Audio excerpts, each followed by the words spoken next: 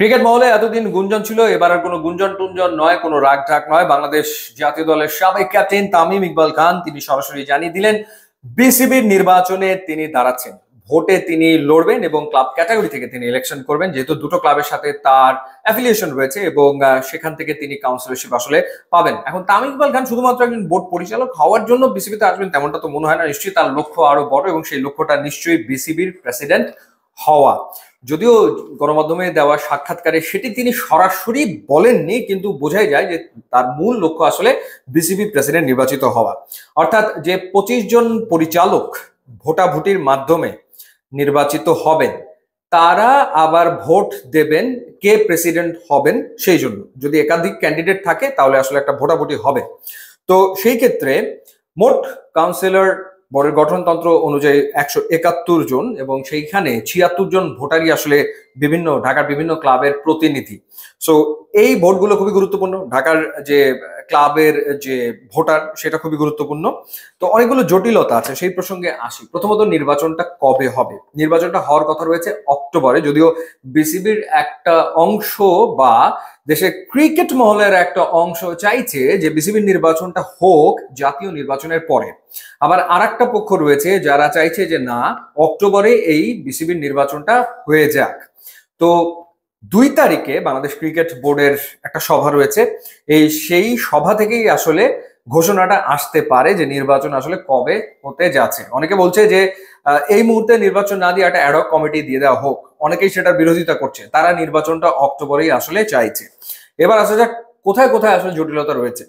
171 জন কাউন্সিলরের মধ্যে 76 জন হচ্ছে ঢাকার বিভিন্ন ক্লাব থেকে আসবে, ক্লাবের কাউন্সিলর তারা।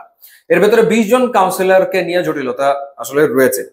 এবার আসা যাক যে ঢাকার বাইরে থেকে ঢাকার বিভাগীয় ও জেলা পর্যায় থেকে 10 জন পরিচালক নির্বাচিত হবেন, আর 12 জন আসবেন ক্লাব থেকে। এই হলো 22।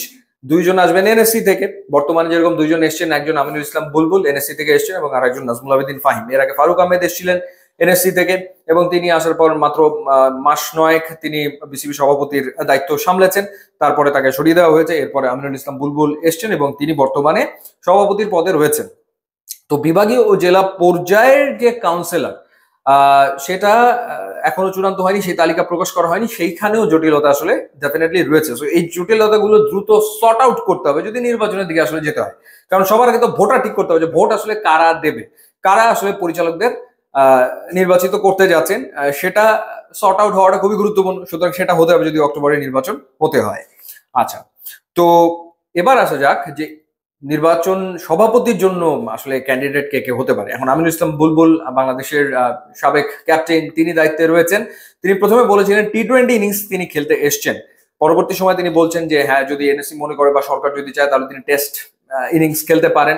অর্থাৎ সভাপতি হওয়ার আগ্রহ ডেফিনেটলি তার রয়েছে। সো এনএসসি থেকে যদি তিনি আসেন বোর্ডে আবারও, তো সেই ক্ষেত্রে প্রেসিডেন্ট ক্যান্ডিডেট আমিনুল ইসলাম বুলবুল আসলে হতেই পারেন। আরেকজনের নাম বেশ ব্যাপকভাবে আলোচনায় ছিল, মাহবুব আনাম। তার নাম অনেক বেশি আলোচনায় আসলে ছিল, কিন্তু অল অফ এ সাডেন নানা কারণে তাকে নিয়ে বিভিন্ন রকমের খবর সামনে এসছে এবং তারপর তিনি বলেছেন যে বিসিবির নেক্সট নির্বাচনে তিনি আর অংশ নেবেন না। এটা তিনি বলেছেন ঠিকই, কিন্তু এই যে ক্লাব, মানে যে ক্লাব 76 জন ভোটার ক্লাব থেকে আসবে, তাদের একটা বড় অংশ মাহবুব আনামকে আরো একবার বিসিবিতে তারা চায়, একটা অংশ চাইছে এবং তাকে আসলে তারা সভাপতি পদে দেখতে চায়। এরকম গুঞ্জন ডেফিনেটলি ক্রিকেট মহলে রয়েছে। তো শেষমেশ মাহবুব আনাম আসলে ইলেকশন করবে কিনা সেটা দেখার ব্যাপার, তিনি সেই সিদ্ধান্ত আসলে নেন কিনা। যদি নির্বাচন করেন, যদি তিনি পরিচালক আবারও হন, সেই ক্ষেত্রে তিনি সভাপতির জন্য লড়বেন কিনা। যদি সেটা হয়ে থাকে তাহলে তামিম ইকবাল এবং মাহবুব আনাম খান তাদের মুখোমুখি হওয়ার সম্ভাবনা রয়েছে।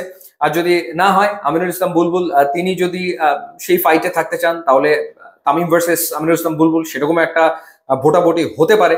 আবার দেখা যেতে পারে অন্য কেউ চলে আসতে পারে। সুতরাং সময় বলে দেবে, কিন্তু এই মুহূর্তে অন্তত 3টা নাম পাওয়া যায় যারা আসলে সভাপতি হওয়ার রেসে রয়েছেন: তামিম ইকবাল খান, আমিনুল ইসলাম বুলবুল এবং মাহবুব আনাম। সো দেখা যাক শেষমেশ কি পরিস্থিতি দাঁড়ায় এবং নির্বাচনটা আসলে কবে নাগাদ হয়। ইউটিউব ইনস্টাগ্রাম লিঙ্ক দেওয়া আছে, আপনারা যোগ দিলে খুবই খুশি হবো। And thanks for watching.